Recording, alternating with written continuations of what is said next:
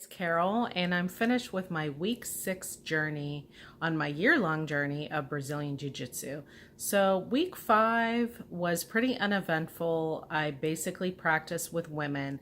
I haven't practiced with men in a while. And as I'm going along, I find that if you're starting out and learning techniques, it's really best to be with someone your stature. So if you can find a guy that's your stature, that's fine. But typically I've been rolling and practicing with women that are my height and my size. You want to be preferably with someone that's a higher belt level than you. I'm a basic white belt. I have no stripes, which means I haven't advanced up into the ranks. So I'm typically with someone that knows more than I am. And that's what you want to find, is someone that knows more than you do so they can show you just the basic techniques, including full guard, half guard, and what to do in both on the bottom of the positioning and if you're on the top of the positioning. And I'm taking beginners classes. So during the beginners class, they show you how to do different techniques like a triangle choke and a cross choke, but they also show you defensive techniques. Like for triangle chokes, you have to try to put your hand in there, pushing on someone's hip to gain distance. That's really all you should be practicing on. Whenever you see different moves, whenever I would watch the MMA, UFC fights, and they're talking about Kimuras, I can't even pronounce it, Kimuras and different techniques and the Americana, and my head is spinning. So right now, when you're just learning the basics, just practice things like getting distance and shrimping and how to brace your arms so people aren't mashing you on the mat.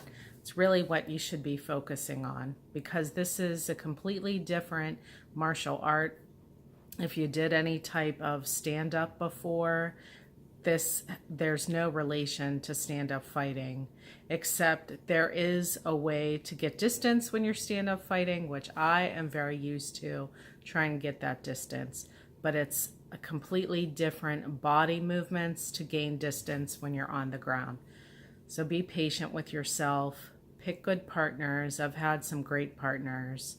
And just try to find a women's class if you can. That's sometimes a good way to do entry-level Brazilian Jiu-Jitsu, because you're with people that are, generally speaking, your size.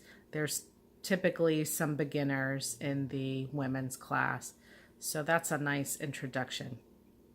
So one thing I wanted to talk about is body size. We're talking about that already, but also that your body may not be the type of body that you think as necessarily beautiful or in the realm of the world of beauty, and your body is actually very advantageous in martial arts. For example, some things like big athletic legs might not be thought of as great in a Victoria's Secret catalog, but in martial arts, that is very beneficial to you, because you need big muscular legs to push people off your body if you're in Brazilian Jiu-Jitsu, and bridge them off your body.